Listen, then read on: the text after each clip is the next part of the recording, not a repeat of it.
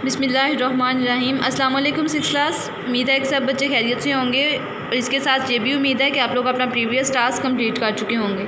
आज six class हमारा maths का लेक्चर नंबर 42 जाएगा, जिसकी डेट है 15 सितंबर 2020 एंड डे है हमारे पास ट्यूसडे। डायरी नोट करेंगे सारे बच्चे। एक्सरसाइज 6.2 और क्वेश्चन नंबर 10 to 12 सॉल्व करेंगे। साथ हम आज अपनी ऑब्जेक्टिव एक्सरसाइज को कंप्लीट करेंगे और जो रिव्यू एक्सरसाइज है वो हम अपने कल के लेक्चर में स्टार्ट करेंगे। डायरी नोट करने के बाद सारे बच्चे आप लोग आएंगे अपने अपने रजिस्टर्स और बुक आप लोग अपने हाथ में रखिएगा। क्वेश्चन नंबर 10 है आपका, Rahim paid his servant ₹750 for a week. वो कह रहा है कि रहीम अपने जो नौकर को है ना एक हफ्ते के लिए एंड 3 डेज़, ठीक है, एक हफ्ते और 3 दिनों के लिए कितने पैसे दे रहा है? 750 रुपये दे रहा है, ठीक है। What amount will be pay him for a month of 30 days. लेकिन वो कह रहा है कि अगर वही नौकर उसका 30 दिन काम करे तो रहीम उसे कितने पैसे कितनी रकम अदा करेगा।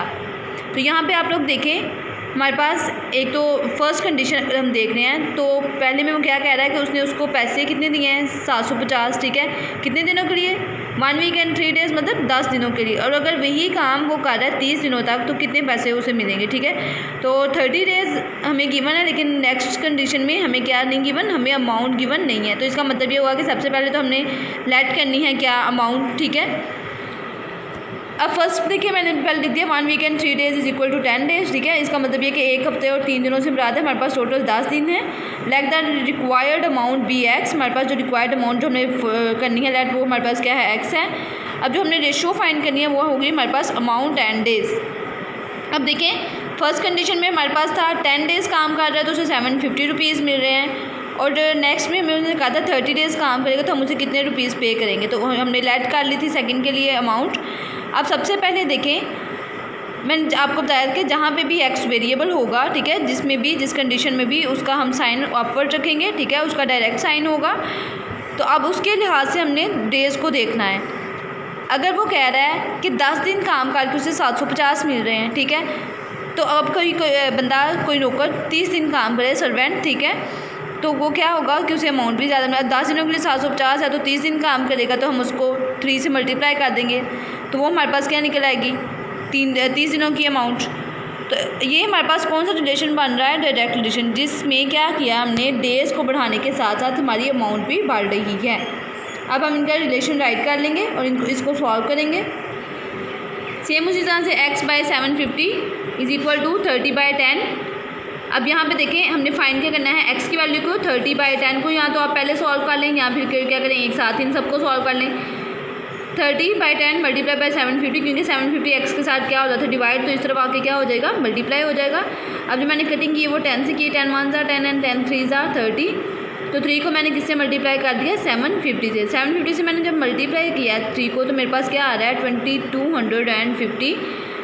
तो अब जो रिक्वायर्ड अमाउंट है वो मेरे पास क्या है? 2250 रुपये है, ठीक है। मतलब क्या है कि 10 दिन काम कर रहा है तो उसे 750 मिल रहे हैं और अगर वही का आदमी 30 दिन काम करेगा तो उसे कितने पैसे मिलेंगे? 2250 रुपये मिलेंगे, मतलब 2250। अब जो क्वेश्चन नंबर 11 है वो बहुत आसान है, वो आप लोग खुद से सॉल्व करेंगे। क्वेश्चन नंबर 12 मैं आपको सॉल्व करवाऊँगी। 72 persons have enough food for 7 days. वो कह रहा है कि 72 आदमी हैं और उनके लिए खाना कितने दिनों के लिए? 7 दिनों के लिए काफ़ी खाना है, ठीक है।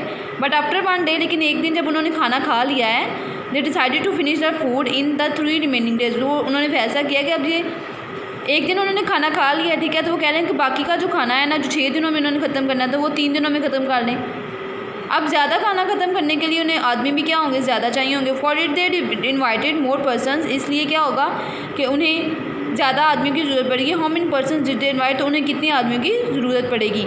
अब सबसे पहली कंडीशन में हमें पर्सन्स भी गिवन है और डेज़ भी हैं, लेकिन सेकंड कंडीशन में हमें डेज़ गिवन है लेकिन पर्सन्स गिवन नहीं है। तो हमने इसका मतलब यह है कि हमने लेट क्या यहाँ पे करना है? हमने पर्सन्स को गिवन करना है। Let the required persons be x. हमारे पास रिक्वायर्ड पर्सन्स क्या हैं? एक्स हैं। अब डेज़ देखें, टोटल डेज़ थे 7, ठीक है, और जो रिमेनिंग डेज़ होंगे उन्होंने एक दिन खाना खाने के बाद ही सोचा है तो 7 में से हम 1 माइनस करेंगे तो हमारे पास क्या कितने डेज़ आ जाएंगे? 6 डेज़ आ जाएंगे। तो हमने अब 6 डेज़ के लिहाज से इसको सॉल्व करना है। पर्सन्स और डेज़ के दरमियान सबसे पहले रेशो होगी। 72 पर्सन थे तो डेज़ कितने थे? हमारे पास 6 डेज़ थे। और वो कह रहा है कि डेज़ हमने काम किए तो हमें क्या होगी? आदमियों की ज़्यादा ज़रूरत होगी, क्योंकि खाना तो उतना ही है लेकिन डेज़ काम कर दिए तो वो क्या करेंगे? ज़्यादा उन्हें खाना आदमी चाहिए होंगे। सबसे पहले जहाँ पे एक्स है वो वाला साइन हमारे पास अपवर्ड साइन डायरेक्ट साइन होगा, उसके लिहाज से जब अगर हम दूसरा साइन देखें तो 72% 6 दिनों में खाना खा रहे थे। अब तो हमने क्या किया, डेज़ काम किए हैं तो खाना तो उतना ही है, तो हमें क्या करेंगे, हम ज़्यादा आदमी बुलाएंगे ताकि वही खाना जल्दी ख़त्म हो जाए। तो ये कौन सा रिलेशन होगा, इन्वर्स, और डेज़ के लिए जो साइन होगा वो हम इन्वर्स यूज़ करेंगे। x/72 = 6/3। अब आप लोग क्या करेंगे, 72 मल्टीप्लाई हो डिवाइड हो रहा है सॉरी x से, तो आप लोग मल्टीप्लाई करेंगे किससे, 72 से को इससे 6/3 से। अब यहाँ पे देखिए 3 की और 72 की कटिंग मैंने 3 से की, 3 1 3 एंड 3 को जब किया 72 पे डिवाइड तो 24 आया। अब 6 को मैं 24 से मल्टीप्लाई करूँगी तो मेरे पास पर्सनस कितने आ जाएंगे, 144 persons. Hence the required persons are 144। ये थी आप लोगों की एक्सरसाइज 6.2। अब हम सॉल्व करेंगे अपनी एक्सरसाइज ऑब्जेक्टिव एक्सरसाइज। आप लोग सारे बच्चे आप लोग ऑब्जेक्टिव एक्सरसाइज पे आएंगे वो, क्योंकि हमारी बुक्स पे ही सॉल्व होगी। ऑब्जेक्टिव एक्सरसाइज में सबसे पहले तो है हमारे पास शॉर्ट क्वेश्चंस, फिर हमारे पास फिलिंग द ब्लैंक्स, देन है हमारे पास ट्रू फॉल्स सॉरी MCQs हैं, ठीक है। सबसे पहले देखिए हमारे पास है answer the following question, what is meant by ratio. Ratio से क्या मुराद है, तो मैंने आप लोगों को जो साथ साथ डेफिनेशंस मार्क करवाई थी वो आप लोग क्या करोगे, उनको आंसर्स की सूरत में मार्क कर लोगे, what is meant by ratio. तो आपने जो चैप्टर नंबर 1 का जो चैप्टर नंबर 6 का जो फर्स्ट पेज है उस पर आए, इस पर उसकी डेफिनेशन होगी रेशो की डेफिनेशन। ये जैसे लिखा है, the numerical comparison between the two quantities of the same kind, कि दो हमारे पास क्वांटिटीज़ होनी चाहिए और हमारे पास काइंड क्या होनी चाहिए, सेम होनी चाहिए, और उनके दरमियान जो न्यूमेरिकल कंपैरिजन होगा उसको हम क्या कहेंगे, वो हमारे पास होगी रेशो। ये था आप लोगों का क्वेश्चन नंबर 1। अब आप लोग अपना क्वेश्चन नंबर 2 देखेंगे। क्वेश्चन नंबर 2 है डिफाइन द प्रोपोर्शन। प्रोपोर्शन से क्या मुराद है, और ये भी मैंने आप लोगों को साथ में मार्क करवाई थी, तो ये भी आप लोग मार्क कर लें ज़रा अपने चैप्टर में से। ये पेज नंबर 68 पे है आपका। द रिलेशन ऑफ दिस नहीं करेंगे, द आएगा the relation of equality of two ratios, दो रेशोज़ के दरमियान बराबरी की जो हमारे पास सूरत होती है या रिलेशन होता है उसको हम क्या कहते हैं, वो हमारे पास क्या कहलाती है, प्रोपोर्शन कहलाती है। ये था आप लोगों का क्वेश्चन नंबर 2। अब आप लोग अपना क्वेश्चन नंबर 3 देखेंगे। क्वेश्चन नंबर 3 है what is meant by the extremes of proportion. Extremes of proportion से क्या मुराद है, तो ये भी हमने आप पढ़ा था एक्सट्रीम्स ऑफ प्रोपोर्शन वाले टॉपिक में। तो आप लोग आएंगे अपने पेज नंबर 69 पे। पेज नंबर 69 पे यहाँ पे देखिए, in a proportion second and third elements are called means of proportion, whereas first and fourth element are called extremes of. थोड़ी यहाँ से आपका मार्क करना है, आप लोगों ने ऊपर से नहीं नीचे से मार्क करना है यहाँ से। The first and fourth elements are called extremes of proportion. नीचे आप लोग एग्जाम्पल भी देंगे जिस तरह से इन्होंने लिखा हुआ है कि आप लोग क्या करोगे, रेशियो और प्रोपोर्शन की सूरत में एक वैल्यू लिखोगे, लेकिन जस्ट यहाँ पे आप लोग एक्सट्रीम को डिफाइन करोगे, ठीक है। लाइक 1 और 50 ये आप लोग रिलेशन शो करेंगे, मीन वाला रिलेशन नहीं शो करेंगे। क्वेश्चन का आंसर है आपका the first and fourth elements are called extremes of proportion. ये थे आप लोगों के क्वेश्चंस। अब हम लोग सॉल्व करेंगे अपनी जो है फिलिंग द ब्लैंक्स को। Filling the blanks again, the simplest form of a dash is the same as the lowest form of a fraction. जो हमारे पास सिंपलेस्ट फॉर्म है किसकी, वही हमारे पास लोएस्ट फॉर्म होती है फ्रैक्शन की। तो मैंने आपको बताया था रेशो और फ्रैक्शन हमारे पास दोनों सेम चीज़ें हैं। So the simplest form of a ratio is same as the lowest form of fraction. Second देखिए, the second and third element of a proportion are called. First and fourth का तो अभी हमने पढ़ा था एक्सट्रीम्स ऑफ प्रोपोर्शन है, तो ये हमारे पास कौन से होंगे, मीन्स ऑफ प्रोपोर्शन, मीन्स आएगा। थर्ड देखें, dash proportion is a relation in which one quantity increases or decreases in the same proportion by increasing or decreasing the other quantity. कह रहा है कि वो कौन सा रिलेशन है जिसमें हम क्या कहते हैं, एक क्वांटिटी को बढ़ाते हैं तो दूसरी भी बढ़ती है, जबकि हम दूसरी को कम करते हैं तो हमारे पास क्या होती है, पहले वाली भी कम हो जाती है। तो ये हमारे पास डायरेक्ट रिलेशन है।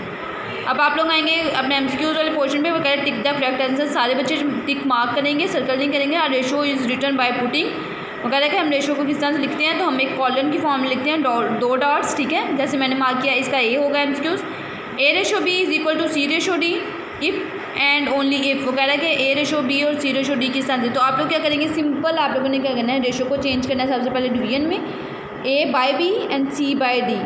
तो जब हम इनको क्रॉस मल्टीप्लिकेशन से देखेंगे तो यहाँ पे हमारे पास बनेगा B multiply by C and is equal to C A multiply by D। इसका C MCQs होगा। The reduce form of 1/4 ratio 1/2 is. Reduce form क्या है हमारे पास इसकी, सबसे पहले आप लोग रेशो को चेंज करोगे डिवीजन में। जब डिवीजन में चेंज करोगे तो हम क्या करेंगे, इसका रेसिप्रोकल लेंगे, तो क्या आएगा 1/4 मल्टीप्लाई बाय 2/1। तो हमारे पास जो इसका कटिंग करके आंसर आ रहा है वो हमारे पास 1/2 है, मतलब DAM होगा इसका आंसर। फोर्थ देखिए, 10/15 is an equivalent ratio of. वो कह रहा है कि 10/15 किसकी इक्विवेलेंट रेशो है, तो इसकी हम कटिंग करके देख लेते हैं। दोनों को 5 पे तो 5 2 ज़ा 10 और 5 3 ज़ा 15 2:3 आ जाएगा। The relation of equality of two ratios, दो रेशो के दरमियान इक्वलिटी के जो रिलेशन है उसको हम क्या कहते हैं, उसको हम प्रोपोर्शन कहते हैं। ये भी हमने डेफिनेशन पढ़ी है।